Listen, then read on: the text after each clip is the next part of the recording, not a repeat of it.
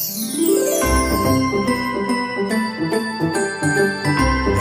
welcome to the Format with your boy Matt Jackson and Joe motherfucking cool. And we're coming at you with a Santa Claus edition this year. Like I did before, this is a little bit different. But we're going to be talking about some Santa Claus stuff here on the podcast. Dude. This actually, Santa Claus winning the 24/7 title might be my favorite. This might be my favorite segment. Maybe not the favorite Santa Claus, because I don't really care about the Santa Claus. Yeah. But Santa Claus just won the 24/7 title. I think I just changed my mind. Yeah, and he's Santa Claus winning the belt. Like I wanted. It's amazing. I wanted Santa Claus to win a belt. Santa Claus won a title. Because all these other Santa Clauses. And now he's running away from R-Truth. It's in carriages. It's great. This is an amazing segment. It's a fucking street chase. Like and subscribe by Oh my god. Yeah, we got some Santa Claus. This is the highest fuck podcast. Yeah, the highest fuck podcast. On the format. I'm here. Well, yeah, it was a format right now because I figured we'd do the format because that's what I did with it last time. Right. So, Word. Trying to keep it kind of oriented or whatever. Yeah. Organized. No. I'm high as fuck right now. Yes. This is the Sleepy Time podcast, to be honest. The format. This is the format. The one that has no format. There's no format to it at all. It's just whatever. Oh no, Santa Claus just lost the title. Oh no, R-Truth. That's his baby. He's the man. A good referee right there, too. I can't believe Nikki Cross won that title and then threw it away. Yeah, she just walked by the trash can and just dropped it. It was crazy. So our Santa Clauses. Okay. There's so many Santa Clauses. We've watched this whole entire There is a special list of Santa Clauses. There's a special on the WWE Network on Peacock called Season's Beatings. And it's some other title too. Something Season's Beatings. Oh, WWE Best Of. It's that series. It's a series on there called WWE Best Of series. And this one's Season's Beatings, which is all like the Christmas spots that were really dope. Yeah. In the WWE history. Winter spots, Christmas spots, December spots. Yeah. With like, Santa Claus. Right before Christmas, the Miracle on 34th Street fight was a big deal. So, like 3-4 times or so. Yeah. So we have a lot of that going on, and you have a lot of, just Christmas themed stuff. Yeah. And you've got, the weapons. So I will say that my least favorite, I mean, hands down, my least favorite segment was the segment with $1 Million Man and Santa Claus. Obviously the worst segment. It was stupid. Yeah, it was pretty dumb. I didn't even listen to it. Like, it had the $1 Million Man. It was old, like really old. And I was just like, this is dumb. I don't want to pay attention to this. Yeah. Pretty fucking gruesome. I don't like Ted DiBiase. I don't have anything really against him. I just don't like his character. I never did like the $1 Million Man. Yeah, me either. I didn't really like him either. He had probably one of the worst gimmicks ever. Disrespecting children. So, he disrespected a lot of fucking children. And I didn't appreciate that shit. Tajiri Santa Claus is pretty cool, too. Who? Tajiri Santa Claus. Tajiri Santa Claus. He was a pretty decent one backstage. Tori Santa Claus was good. Yeah. So, they were pretty fucking decent. McMahon and Austin. Yeah, Austin was Santa Claus. Yeah. Kurt and Santa Claus. Kurt Angle and Santa Claus. Oh, yeah, these are matches. Kurt Angle faced Santa Claus. Batista and Santa Claus. Batista beat Santa Claus. Santino, Trish. Cena. Nothing about Santa Claus for some reason. I don't know why. Yeah, something like... Oh, so yeah, this is it. I've got it now. Definitely Number 1 is Mick Foley Santa. Mick Foley Santa's my favorite Santa. What was that situation? It was Mick Foley with Alberto Santa. That one where Santa got hit by a car. Yeah. And then he had the magic come back. And all that was the number 1. And then Big Show, Jericho and Hornswoggle was good with the DX. Yeah, that was entertaining. That was entertaining. And a lot of the Christmas spots with Hornswoggle were good. Yeah. I like Santa Claus. I like Stone Cold as Santa Claus, of course. Yeah, that was pretty dope. It's like crazy that he. But the best one, of course, is the Mick Foley and Alberto Del Rio. That was the best segment, for sure. That's been good. But I really Hornswoggle got his voice. Yeah, his voice from Santa Claus's voice. From which one? Which one was that? Where Santa Claus gave Hornswoggle his voice? That wasn't the same one. I don't know. He let Hornswoggle talk. It was the first time I ever heard the Hornswoggle talk. Yeah. It was So.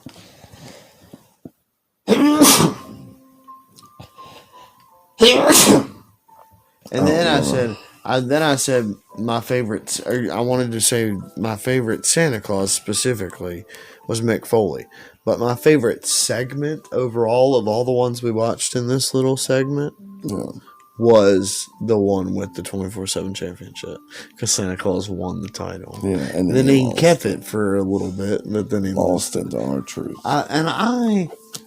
As stupid as the hardcore title could have been with the 24/7 title rule, and it was, and it did become just ridiculous. Yeah.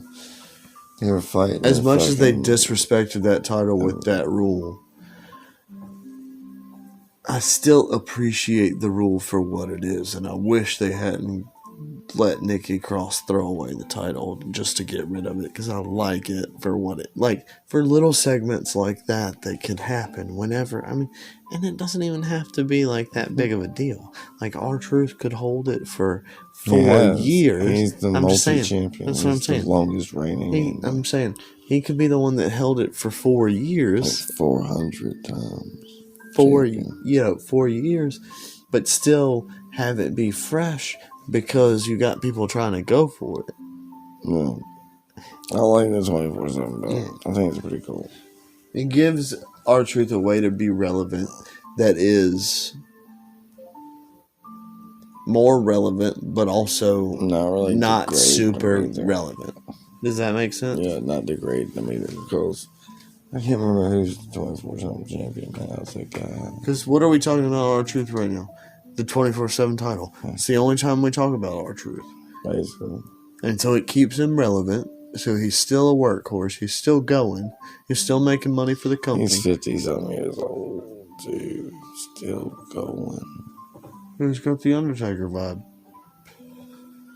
He's going to be riding it out for the best.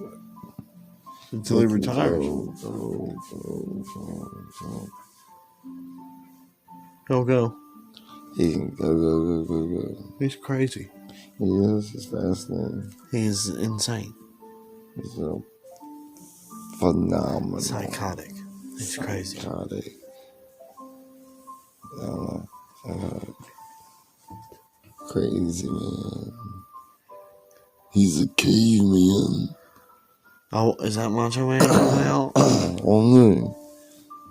He's a caveman. Oh, guys, I think we got an appearance of the Macho Man. This is the caveman.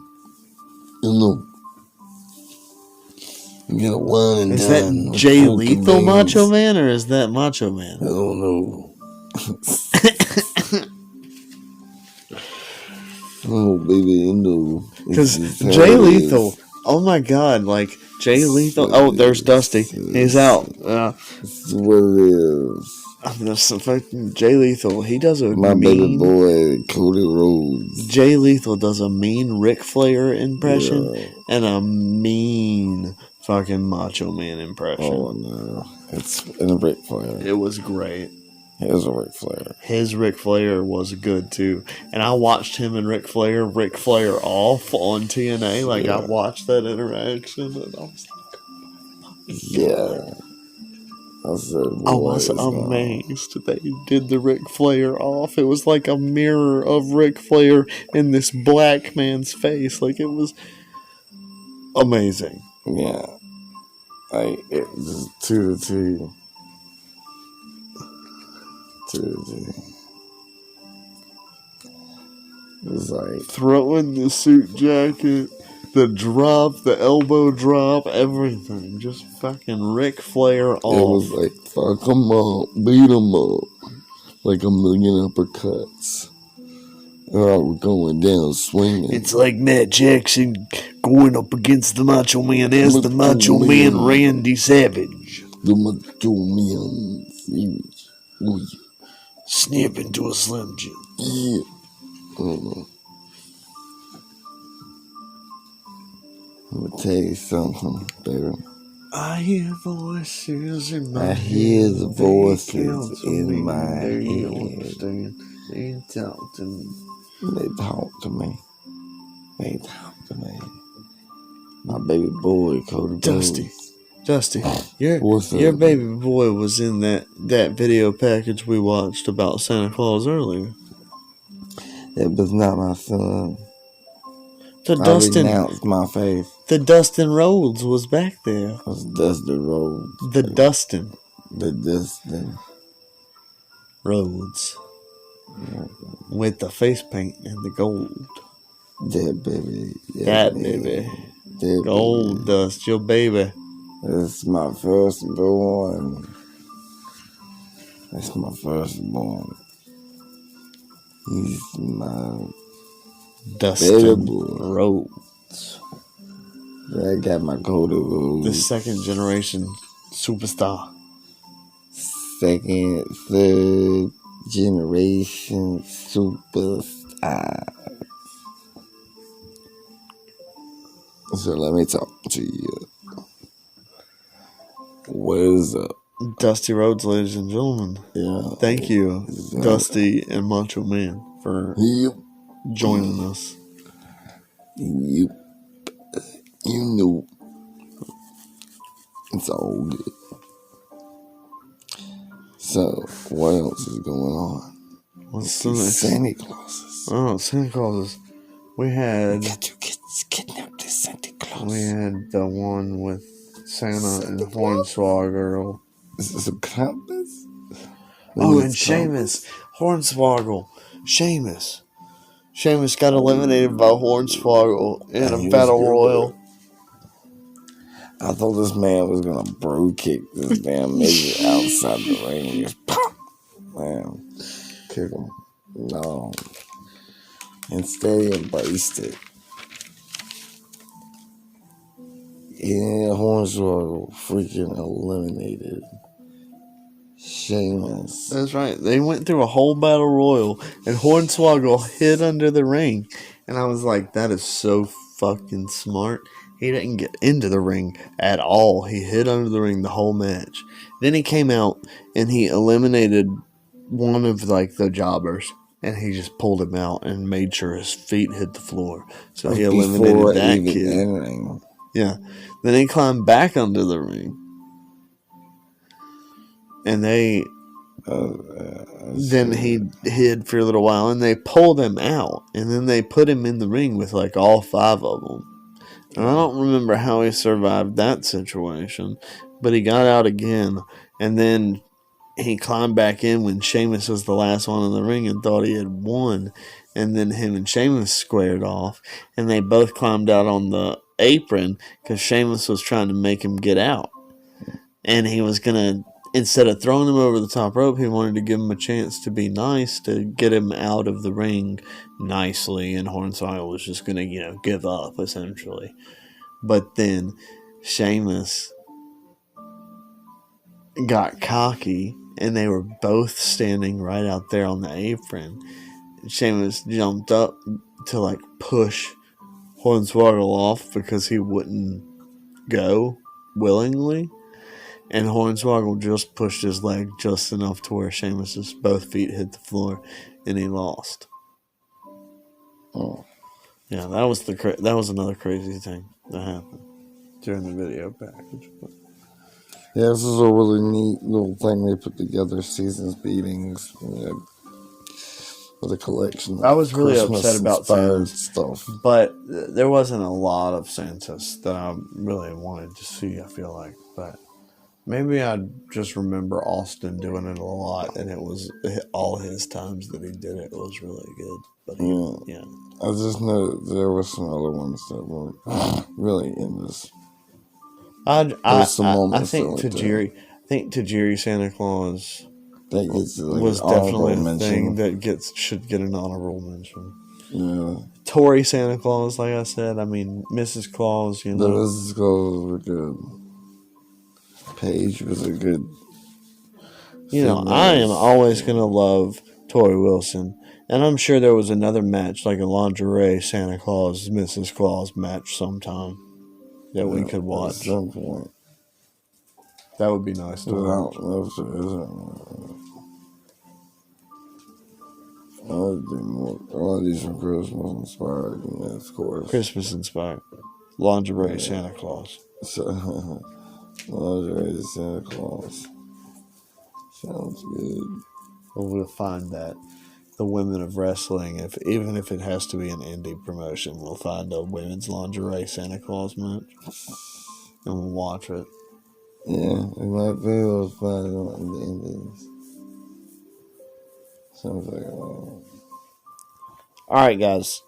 This has been the Formatt. Alright, well, Mick Foley's the best. Mick Foley is the best Santa. Then there was Jericho. Jericho was probably second. And the Hornswoggle whole situation with the Jericho and the DX and all that. And then I think the Tajiri Santa Claus gets an honorable mention. The worst Santa Claus is the $1 Million Man. And then the best Santa Claus segment, like the whole segment, not the actual Santa Claus itself, but the whole segment was R-Truth Santa Claus 24/7 title segment situation. You can agree with me or you can go with something else, but I thought that was my favorite.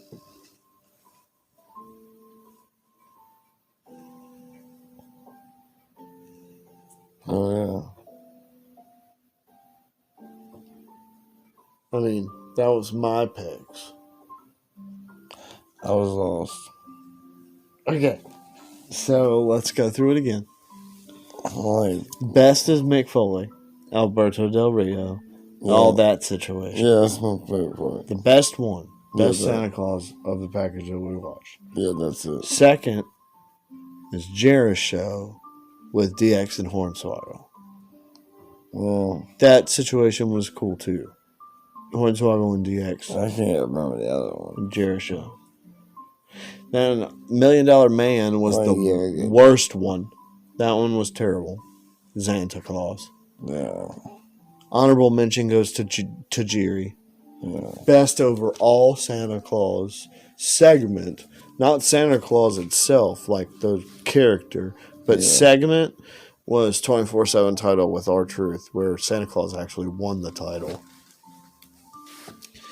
And then lost it a few seconds later, but they showed Santa Claus holding the 24/7 title, and that was a cool segment, just generally.